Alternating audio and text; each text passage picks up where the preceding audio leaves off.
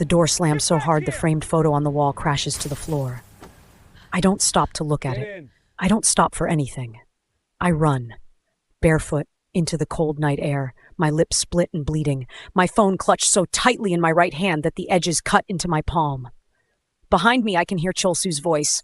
Not panicked, not desperate, but furious in that quiet, controlled way that has always been more frightening than any shouting.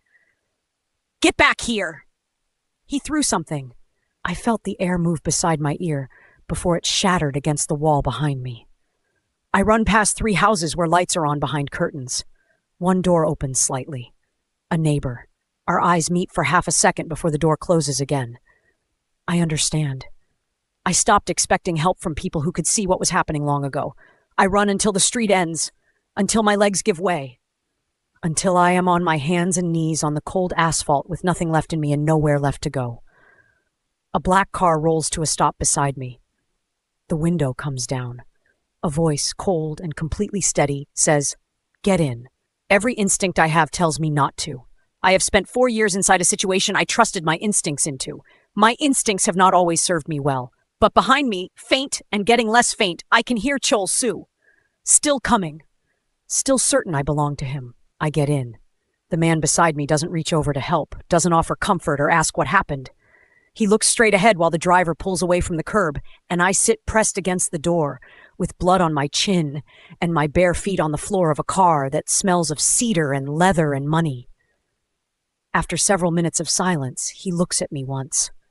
Not at my face with concern. Not at my split lip with sympathy. He looks at the seat beside me and says, without any particular emotion, "You're bleeding on my seat." Not cruelty. Not warmth. Pure observation. I reach up and touch my lip, press my sleeve against it, look out the window at the city moving past. I don't know where I am going. I don't know who this man is. But Chol-Su is behind me, and this car is moving forward, and right now, that is the only calculation that matters. The building we arrive at doesn't look like anything from the outside. Inside, it is a different world entirely. High ceilings, cool air, floors so clean they reflect light. The kind of controlled, deliberate space that announces money, not by being loud about it, but by removing everything that isn't perfect. I stand in the entrance hallway in my bare feet, feeling the marble under my soles, and understand immediately that I have stepped somewhere I do not belong. I ask the man who brought me here who he is. He doesn't answer. He gestures for someone to bring a first aid kit and disappears through a door. Then I hear it. A voice in the hallway. One of the men moving past, speaking to another, not meant for me. The name they say is Jae-hyun Seo. I know that name. Not from a newspaper. Not from television. I know it the way people in this city know certain names. Spoken carefully, not repeated unnecessarily, attached to stories that always end with someone losing something they can't get back. I didn't escape my husband. I walked out of one dangerous place directly into another. I stand very still in the middle of that marble floor and breathe slowly and tell myself to think. He returns with a towel and a first aid kit and sets them on the table in front of me without a word. No apology for the sparse greeting. No explanation of where I am. He sits across from me and looks at me the way someone looks at a situation they are deciding how to manage. And then he asks one question. "Do you plan to go back to him?" "No," I say. The hot word comes out before I have even finished processing the question. It is the most certain I have been about anything in 4 years. He nods once. "Then you need protection. He won't accept that you left." I tell him I don't want his protection. I tell him clearly and without anger that I have just spent 4 years belonging to a man who called it love, and I will not walk into that arrangement again with different branding. He doesn't argue. He doesn't look offended. He simply says, "You already belong to someone who believes he owns you. The question isn't whether you want protection. The question is whether you want a choice in what happens next." I press the towel against my lip. The room is very quiet. I don't answer him that night, but I don't leave either. The next morning I go to work because I don't know what else to do with myself, and because staying still has always felt more dangerous to me than moving. Chol-Su is already there when I arrive. He is standing near the entrance looking clean and calm, wearing the expression he uses for public spaces. Open, slightly sad, radiating the particular energy of a man who wants everyone around him to understand he has been wronged. He apologizes loudly. He says my name softly. He tells the two colleagues who are pretending not to watch that he has been worried sick. Then he leans close when no one is positioned to hear clearly and says, "You cannot hide from me. You know that." He says it pleasantly, like a reminder between old friends.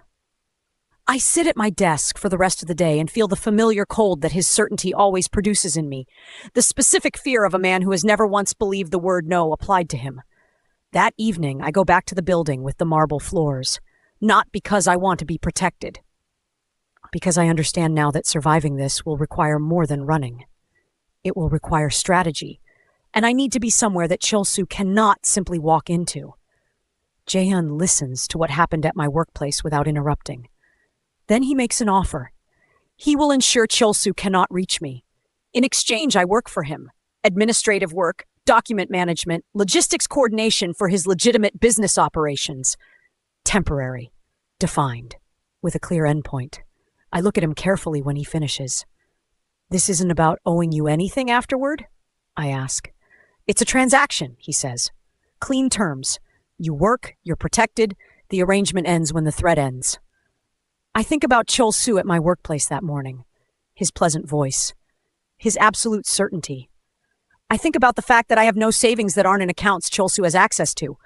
No family in this city, one friend who is already frightened on my behalf. I agree to the arrangement. Not from desperation, I tell myself, from calculation. There is a difference, even when the circumstances are pressing hard against the line between them. I start the following morning. I keep my head down. I do the work well. And I pay attention to everything around me, because paying attention has kept me alive before, and I have not stopped needing it to. Jae-hyun does not run his world the way Chol-soo ran ours. There is no shouting. No sudden changes in temperature that everyone around him has to track and adapt to. He is the same in every room. Precise, unreadable, completely in control without needing anyone to feel the weight of it constantly. I notice this in the first week and spend the second week understanding why it unsettles me. I am not used to powerful men who don't need to remind you of their power. In the third week, I overhear something. Two men speaking in a corridor, voices low, not meant for me. They are talking about Chol-soo, not by name. But the details are specific enough that I know exactly who they mean. Chol-soo owes a significant amount of money, not to a bank, not to anyone who uses formal channels or sends polite letters, to the kind of people who communicate through consequences. I sit with that information all afternoon.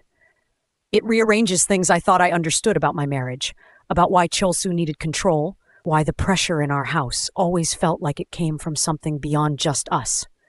He wasn't just abusive. He was afraid. And afraid men are the most dangerous kind. I go to Jae-hyun directly.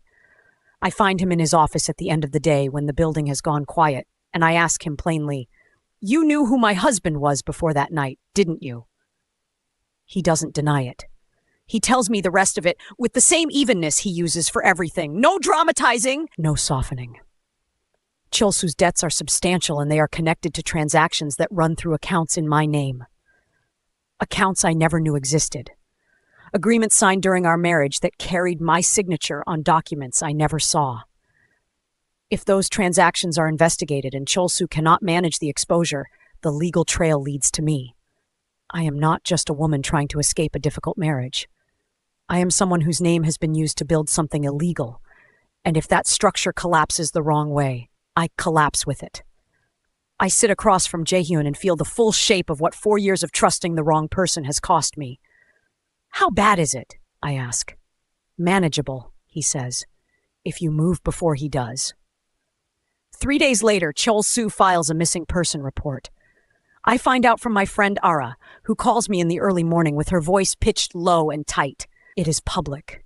It has his name attached to it and a photograph of me and language about instability and emotional crisis and his deep concern for my well-being. He is not looking for me because he misses me.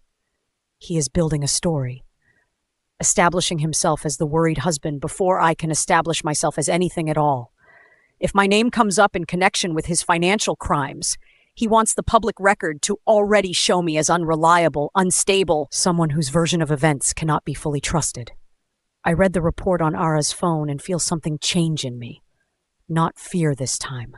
Clarity. He is trying to control the narrative before I can speak, which means speaking is exactly what I need to do, carefully, with evidence, in a way that cannot be dismissed or reframed. I tell Jae-hyun about the report that evening. He already knows. "What do you want to do?" he asks. It is the first time he has asked me that rather than telling me what the options are. "I want to build a case," I say. I start with what I can access directly. Old messages on a phone backup. Chol-soo doesn't know I kept. Bank notifications from the joint account that arrived in my email before he changed the forwarding settings. A folder of photographs I took over 2 years. Bruises documented with dates and the file names stored in a cloud account under an email address he never knew existed. I build a timeline. I organize everything chronologically and cross-reference the financial documents Jae-hyun's team helps me obtain legally through my status as a named account holder. Jae-hyun watches this process without inserting himself into it. One evening, I look up from my work and find him standing in the doorway of the room I have been using. He doesn't offer to take over, doesn't suggest his people could do it faster. He simply looks at what I have built across the table and then looks at me. And something in his expression is different from what I have seen there before. Not assessment, not calculation, something quieter than both of those. He leaves without saying anything, but he doesn't send anyone to finish the work for me, which tells me he understands what this process is costing and what it is building. I arrange to meet Chol-soo, not alone. Jae-hyun's people are positioned nearby, visible enough that Chol-soo knows the landscape has changed without understanding fully how. I choose a public place. I arrive first, and I choose my seat deliberately, with my back to the wall and a clear line to the exit. Chol-soo comes in looking confident. He sits down and begins the version of the conversation he has prepared. The calm voice, the reasonable language, the slow construction of a reality where I am confused, and he is patient. He has used this version on me many times. It works by making me feel that my own perception of events is the unreliable part. I let him talk. Then I place my phone on the table between us and press play. His own voice fills the space between us. 3 separate recordings. His threats from the night I ran. A phone call from 2 weeks before that in which he describes, in specific terms, transactions he ran through my name. His voice, his words, completely unambiguous. He stops talking. For the first time in 4 years, I watch Chol-soo's certainty leave his face entirely. What replaces it looks, surprisingly, very small. The recordings go to 2 places simultaneously. A lawyer I retained with the first payment from my work arrangement, and the financial crimes unit that has been building a separate case around the accounts connected to Chol-soo's debts. It moves faster than I expect. The missing person report is withdrawn within 48 hours when it becomes clear that continuing it will draw attention Chol-soo cannot afford. His financial situation, already precarious, deteriorates as the investigation expands, and the people he owes begin to understand he has no viable path to repayment. People who stood beside him publicly, colleagues, the friends who smiled at me across dinner tables for 4 years, begin stepping back. Not dramatically. Quietly, the way people distance themselves from a fire when they realize it has no intention of staying contained. Chol-soo does not go to prison immediately. The legal process moves at its own pace, but the structure he built, the reputation, the financial arrangements, the narrative of the stable, successful man married to an unstable wife, collapses entirely under the weight of what he actually did. No one destroyed him. He destroyed himself. The exposure simply removed the architecture he had used to hide it. That distinction matters to me more than I expected it to. After the legal process is underway and the immediate threat has passed, Jae-hyun steps back. The late conversations stop. The quiet presence I had grown accustomed to, never intrusive, always somewhere in the periphery, disappears.